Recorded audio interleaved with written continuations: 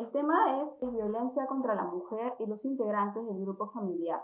Es importante que no solo las mamás, sino todas las mujeres conozcamos todos nuestros derechos, ¿no?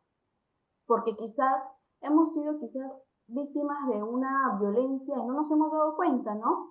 A veces uno cree que violencia solamente es me tiran un cachetadón, un patadón y ya, ¿no? Pero no, la violencia tiene otras facetas que no todos los conocemos, ¿no? Como por ejemplo, la ley 30.364 nos habla de violencia familiar. La violencia familiar nos habla de violencia psicológica, violencia física, violencia económica incluso, ¿no? Y me dirán, ¿económica? Sí, también existe una violencia económica, la cual significa que, por ejemplo, el esposo, supongamos, el esposo que para el diario de una comida te da 5 soles y sabe que la señora de casa se encarga de todos los cuidados, de la alimentación y educación de los niños, ¿cómo es posible que estos 5 soles nos alcancen para el día a día, no? Entonces, esta persona, el hombre en este caso, ya está ejerciendo cierto tipo de violencia contra la mujer y muchas veces no nos damos cuenta, ¿no? Ahora, obviamente tenemos que analizar la situación económica también del señor, ¿no? Cuando hablamos también de violencia contra la mujer y los integrantes del grupo familiar, nos referimos a que esta violencia necesariamente no tiene que estar directamente dirigida hacia la mujer, sino también puede ser ante los hijos. El mismo esposo también puede sufrir de violencia psicológica o física. ¿Por qué no hablar de él, no? Entonces, basta que en una casa existan más de un miembro familiar, papá, mamá e hijos, y entre ellos pues haya una disputa, ya sea física o psicológica, para estar hablando de esta violencia familiar que se puede dar en el seno de un hogar, ¿no? Ahora, pero ustedes me dirán, ¿y qué pasa en los tiempos de cuarentena, no? En los tiempos de cuarentena las mujeres quedan a un lado, las mujeres no tienen dónde defenderse, no tienen dónde refugiarse, dónde denunciar quizás. No. El Estado, como ente rector de una sociedad de derecho, nos ha otorgado ciertas instituciones a las que nosotras, podemos acudir para hacer valer estos derechos, los cuales se los voy a ir detallando paso a paso más adelante. Sin embargo, de manera preliminar, quiero que tengan en cuenta que el Estado, así estemos en un estado de emergencia causado por el COVID-19, reconoce a este tipo de acciones como un servicio esencial que tiene que brindar. Esto quiere decir, si yo voy a la comisaría, el policía tiene que tomar mi declaración, porque es un servicio esencial, porque es mi vida, ¿no? Porque me están dañando a mí. No me puede decir, usted está fuera de horario, usted tiene que regresar, tiene que tomar en ese momento mi declaración. ¿Por qué? Porque es un servicio esencial. Ahora, el aislamiento social en el cual hoy nos encontramos no debe de ocultar o justificar ninguna forma de violencia, ya sea, como les contaba, la física, la psicológica, la sexual o la económica. El derecho de cada persona es el de vivir en una vida sin violencia. El acceso a la justicia y protección no han sido suspendidos o limitados o postergados por la emergencia sanitaria de la cual estamos hoy viviendo. Por lo que la cuarentena no es excusa para impedir que, por ejemplo, nos comuniquemos con algún familiar, con algún amigo, ¿no? Porque sucede muchas veces que algunas personas están en una relación y sucede que su pareja le dice, con él no te vas a comunicar. No puedes llamar a tu mamá, no puedes llamar a tu tía. ¿Qué pasa? ¿Esto es violencia? Claro que sí, es una violencia psicológica, es una violencia que está siendo ejercida sobre la mujer, porque todos somos libres de poder desarrollarnos. Y el hecho, pues, de estar en un estado de emergencia, no quiere decir que no existan llamadas, redes sociales, porque quizá cuando no estábamos en pandemia, una persona te decía, no quiero que salgas a esta fiesta, ¿no? ¿Y ahora qué? No quiero que hables con esa persona en redes sociales.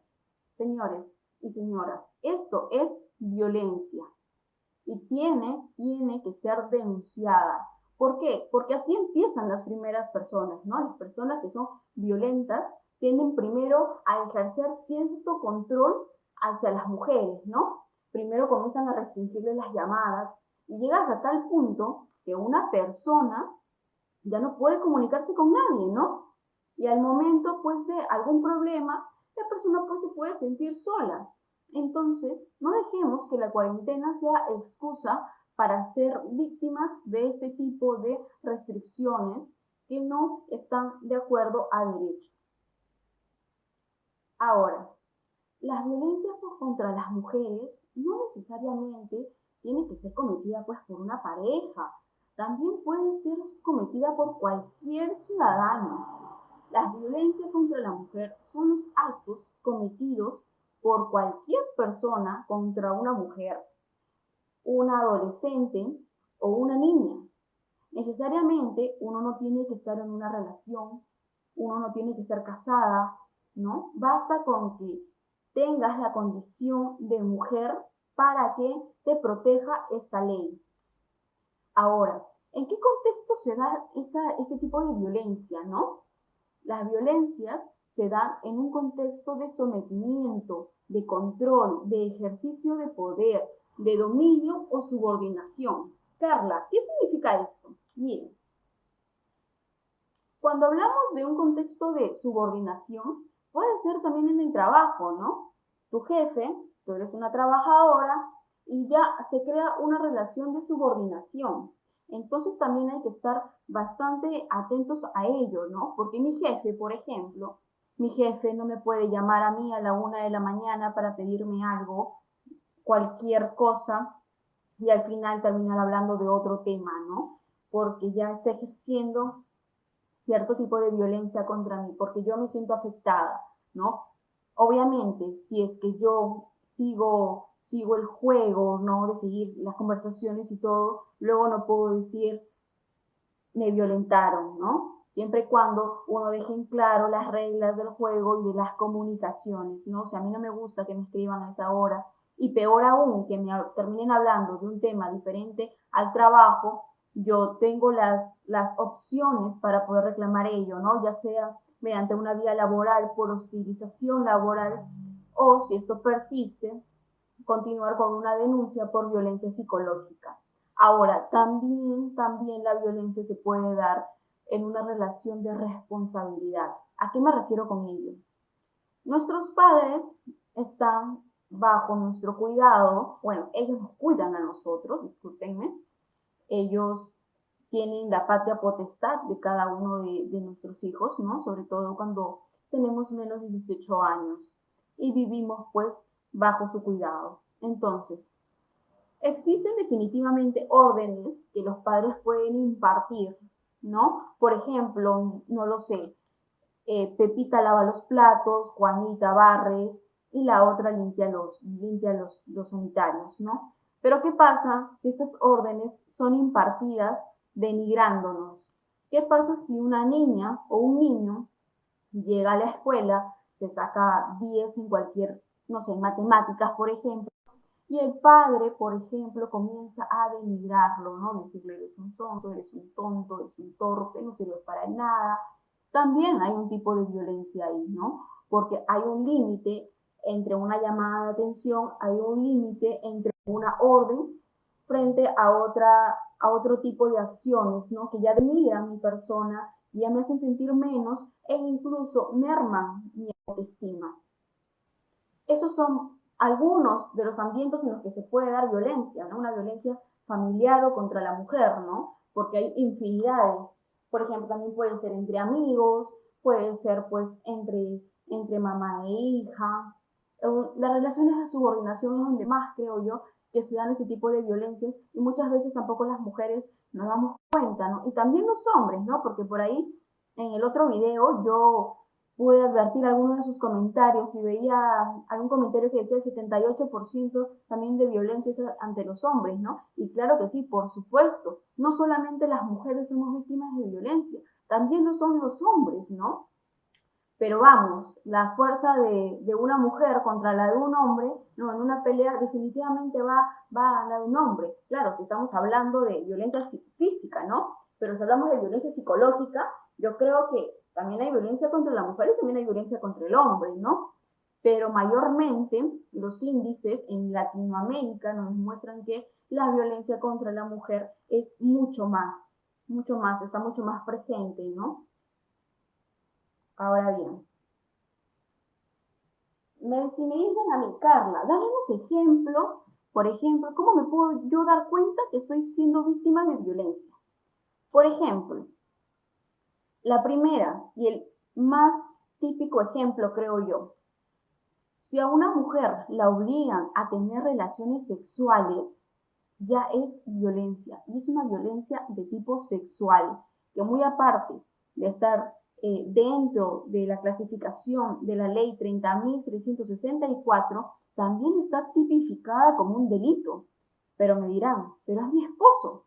Claro que sí, tu esposo también puede ser un violador si te obliga a tener relaciones sexuales. Ahora me dirán, ¿solamente se puede dar en un matrimonio? No, también en relaciones de convivencia y también cuando esta persona tenga un hijo de ese agresor. Por ejemplo, supongamos, yo tengo un hijo, ¿no? Tiene 2 años de edad y de pronto pues viene el padre de mi hijo y me obliga a tener relaciones sexuales. ¿Eso es violencia? Por supuesto que sí, es violencia y también es un delito. El segundo ejemplo de violencia, prohibirse comunicar a través de llamadas, mensajes, redes sociales, uso de internet o aparatos electrónicos, ¿no? Me prohíben, por ejemplo, usar celular, me prohíben tener una red social, me prohíben enviar mensajes. Ya es un tipo de violencia, porque me están obligando a hacer algo que yo no quiero, ¿no? Y esto también se puede dar con niñas, niños, adolescentes, frente a las personas que se encuentren o que ejercen su cuidado de ellos, ¿no? Ahora, un tema bastante importante que yo también quiero acotar a esta reunión y que me gustaría que ustedes también lo tengan muy presente es, en muchos hogares solamente las mujeres son las que realizan los quehaceres, ¿no? Solamente las mujeres las que cocinan, las mujeres las que lavan, ¿no? Y el hombre pues simplemente, por ejemplo, se sienta a tomar el almuerzo, el lonche, el desayuno y luego se para. No, señores. Las responsabilidades del hogar se tienen que repartir entre todos. ¿Por qué? ¿Qué pasa si el hombre obliga a la señora, a su esposa, a su cónyuge, a realizar todas las obligaciones del hogar mientras él pues está bien campante viendo la televisión, escuchando su música o etcétera? Esto también es un tipo de violencia, ¿no? Ahora, tampoco quiero llamar yo a que mañana, por ejemplo, vayan todos a hacer sus denuncias por violencia, ¿no? Porque digan, uy, no, la señorita me ha dicho que si yo solamente hago las cosas de mi hogar, esto es violencia. No. También hay que realizar un tema muy importante que es el diálogo, ¿no? Cuando hay, por ejemplo, estas disputas, por ejemplo, de los quehaceres del hogar, ¿no? Sentarnos todos y a ver, ¿no? Oye, mira, yo estoy haciendo mucho esto y tú no estás haciendo nada, mientras que yo estoy lavando los platos, tú simplemente estás sentado y no me ayudas con el cuidado de los niños, ¿no? Sino que hay que dialogar y llegar a un consenso todos. Ahora, escote. Eso también es violencia, señores. Nadie nos tiene que decir a nosotros cómo vestirnos, cómo usar nuestras prendas de vestir, cómo conjugar nuestras prendas de vestir o cómo ir a determinado lugar. Eso lo elegimos nosotras, ¿no? Y eso tampoco justifica que nos sirven en la calle, nos molesten. ¿no? Porque cada uno puede vestirse a su manera y ello no quiere decir que estoy presta a recibir comentarios que a mí no me agradan. ¿Qué más les puedo contar? Otras situaciones también, por ejemplo, es el tema de prohibir salir del hogar ante situaciones de emergencia, ¿no? Ante situaciones justificadas. No sé si alguna de ustedes, por ejemplo, habrá vivido una situación así, cuando había un terremoto, un temblor, ¿no? Y la vecina del costado no sale, pero no sale porque no quiera, o no sale porque piense que es más seguro su casa, sino no sale porque su esposo, su pareja, no la deja salir. Esto es perfectamente encajable en una situación de violencia familiar. Ahora, cuando hablamos, por ejemplo, del tema de la clasificación de violencia económica, aquí voy a ampliarme un poquito más para que ustedes puedan entender. La violencia económica se trata básicamente de privarme a mí de los recursos indispensables para satisfacer las necesidades básicas, como por ejemplo el, la pareja, no voy a decir hombre o mujer, porque pueden haber hogares en los que trabaje perfectamente la mujer y el hombre se encargue del cuidado de los niños. Voy a decir, la pareja me corta el presupuesto y no hay forma de yo comprar, por ejemplo, papel higiénico, ¿no? Que es una necesidad básica. No hay forma de comprar leche, algunos alimentos, algunos víveres. Ello ya es una violencia económica. Cuando la persona aún lo hace a sabiendas que yo no tengo los medios económicos suficientes para satisfacer mis necesidades. Y en general se va a constituir una violencia cualquier acción que cause muerte, daño, sufrimiento físico, sexual o psicológico, ya sea en el ámbito público o privado. Ahora bien, hay casos, en los casos que no constituyan violencia, nosotros debemos expresar los sentimientos, ya sea con nuestra pareja o con nuestros familiares, como yo les comentaba, ¿no? No es necesario que por ejemplo, yo vaya a denunciar todos estos actos, ¿no? Porque, por ejemplo, hay situaciones que pueden ser bastante manejables si es que uno dialoga, ¿no? Y el problema está cuando uno, después de dialogar, la persona que ejerce este tipo de acciones sigue con el mismo plan, ¿no? Sigue con esas acciones que, a pesar que sabe que a mí me lastiman, las sigue haciendo, ¿no? Entonces, ahí es donde ya uno dice, un momentito, aquí hay una situación de violencia, ¿no? Y tengo que frenarla, no pueden ser así, ¿no? Pero definitivamente el diálogo va a ayudar a mejorar la convivencia y las relaciones familiares. Ahora, hay situaciones, por ejemplo, ¿no? Como las violencias físicas, que bajo ninguna forma pueden ser apañadas, pueden ser dialogadas, ¿no? Yo creo que es cuestión de cada caso, de evaluar cada caso, ¿no? Y ver, ok, mira, esa situación de ninguna manera puede ir bajo diálogo, esa situación tiene que ser, y por ese hecho venga esta persona a dañarme físicamente. Eso de ninguna forma acepta un diálogo, eso es violencia y tiene que ser denunciado. Ahora, ustedes me dirán, pero están en un estado de emergencia, supongamos que pasa a las 10 de la noche. ¿Qué hago? En este caso, ustedes pueden acudir a cualquier comisaría a denunciar este hecho. ¿Por qué? Porque las comisarías están especializadas en atender esas situaciones de emergencia. No es que a mí me van a detener porque estoy fuera del toque de queda y no puedo salir de mi hogar. No, eso no pasa. Ustedes pueden asistir a cualquier comisaría. Ahora bien, yo no quiero ir porque no puedo, no es porque yo no quiera ir, sino porque yo no puedo salir de mi hogar, ¿no? Porque esa persona me tiene bajo su control y yo no puedo salir o no puedo escapar, ¿no? Pero quizá en algún momento puedo utilizar un teléfono móvil. ¿Y qué hago? Llamo a la línea 100.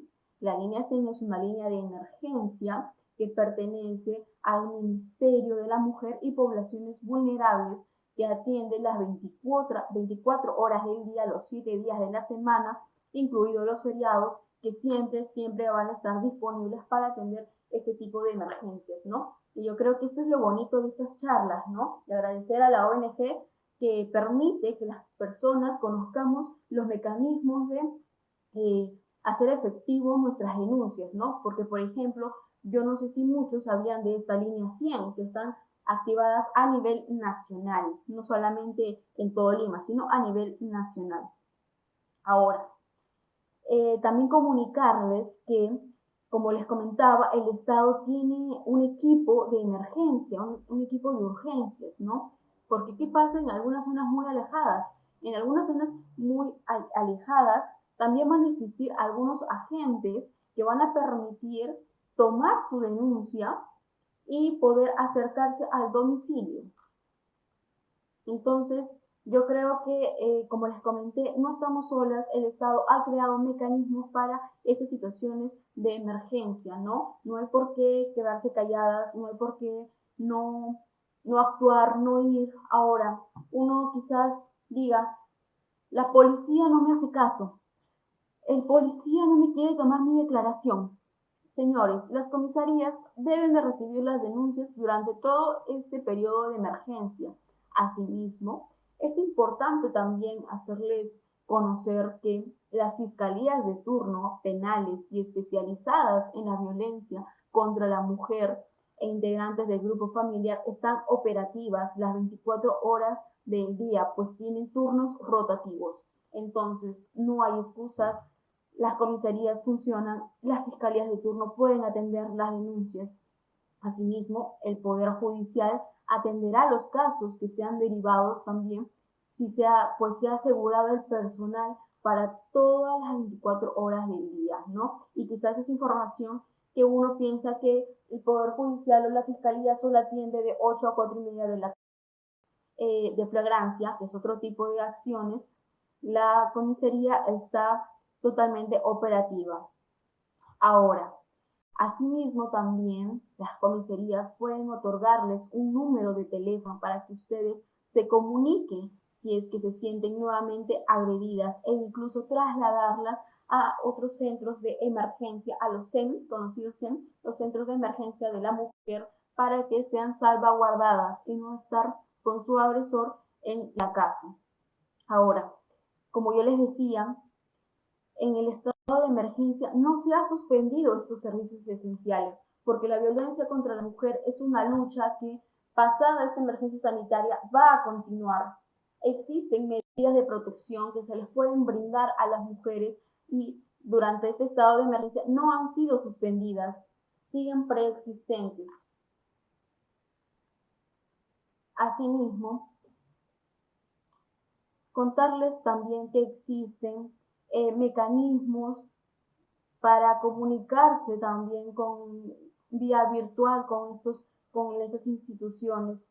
No necesariamente puede ser vía una llamada, sino también puede ser vía chat. Así que los mecanismos están y no hay excusas, como les comentaba. Ahora me preguntarán, ¿y cómo es que me nace tocarles este tema? Estaba acompañando a unas personas a unos centros de conciliación. El señor me había comentado, ¿no? Que quería dejar a sus niños al cuidado de él y quería apartarlos de la mamá. Me dijo, me contactó a mí, me dijo, mire, yo quiero tener la tenencia de mis niños, quiero tenerlos bajo mi cuidado, porque ella se quiere ir muy lejos, se quiere ir a Cajamarca. Y yo al principio como que tuve mis sospechas, ¿no? Dije, es muy raro que una mamá quiera dejar a sus hijos e irse lejos, como me comentaba el señor, ¿no? Llegamos al centro de conciliación, conozco a la señora por primera vez. Cuando comenzamos a explicarle el tema de la conciliación, de qué se trataba y todo lo demás, descubro que sucedía algo raro con la señora. Estaba un poquito callada, un poquito tímida, no hacía contacto visual, no me podía mirar a los ojos y yo dije, aquí hay algo, ¿no? Conversando con la señora, me doy cuenta que ella, el motivo por el cual se quería ir es porque su esposo la obligaba a tener relaciones sexuales, ¿no? Y ella me decía, pero ¿a quién voy a denunciar? Él es mi esposo, ¿no? y yo tengo que atenderlo de esa manera, pero es que ya no quiero, ¿no? Y si yo no quiero, él igual lo hace en contra de mi voluntad. Y yo le comento, señora, pero el hecho de obligarla a tener relaciones sexuales ya es violencia y es un delito. No todas las mujeres sabemos nuestros derechos, que no todas las mujeres sabemos si lo que están haciendo conmigo es lo correcto y está de acuerdo a ley. Y yo le dije, señora, si vuelve a pasar, puede llamar usted a la línea 100. Y me dice, ¿la línea 100? Sí, claro, la línea 100, la línea del Ministerio de la Mujer. Y ella me dice que no sabía. Aparte me dice que no tenía cómo llamar, porque el esposo la había incomunicado. No podía tener teléfono celular, no podía tener redes sociales, no podía comunicarse con nadie en su familia. Entonces, yo le dije, eso también es violencia, ¿no? Y bueno, algunas cosas y otros mecanismos legales más que tomamos en ese momento. La señora estaba en un estado de vulnerabilidad. En ese momento también me di cuenta, ¿no? Que no todas las mujeres sabemos todos nuestros derechos, no todas las mujeres sabemos cuáles son los mecanismos ante los cuales nosotros podemos denunciar o podemos acudir a defendernos, ¿no? Porque creemos que estamos solas como ella, ¿no? Porque me decía, prefiero irme con mi familia porque aquí estoy sola y no, no estás sola. Acá hay otros mecanismos, ¿no? Porque no hay forma de dejar a sus hijos con una persona que ya ha ejercido violencia contra usted y fácilmente los puede ejercer contra su hijo.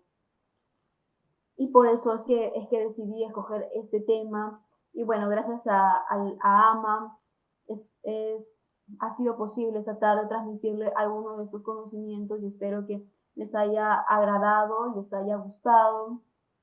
Es de manera breve, ¿no? No les estoy dando los conceptos jurídicos, como se dirá, pero les estoy haciendo, creo yo, conocer algunos conceptos básicos y qué tipos de violencia pueden ejercer contra nosotras y contra los integrantes del grupo familiar, que es lo que nos habla la ley 30.364, porque no solamente habla contra la mujer, sino también puede ser contra el esposo, contra los hijos, contra los tíos, si es que viven en ese mismo hogar, ¿no? Entonces, como les comentaba, es muy importante que primero nosotros dialoguemos en casa acerca de las cosas que nos incomodan, para así también vivir en un ambiente de paz, de tranquilidad. Si bien es cierto, no todo es colores, no todo es de colores, no todo son risas, también hay momentos de discusión, pero lo ideal es nunca traspasar los límites del respeto, ¿verdad? Entonces, son los mensajes que básicamente les dejo, espero que les haya gustado y bueno, hasta otra oportunidad en la que pueda conversar con ustedes. Muchas gracias.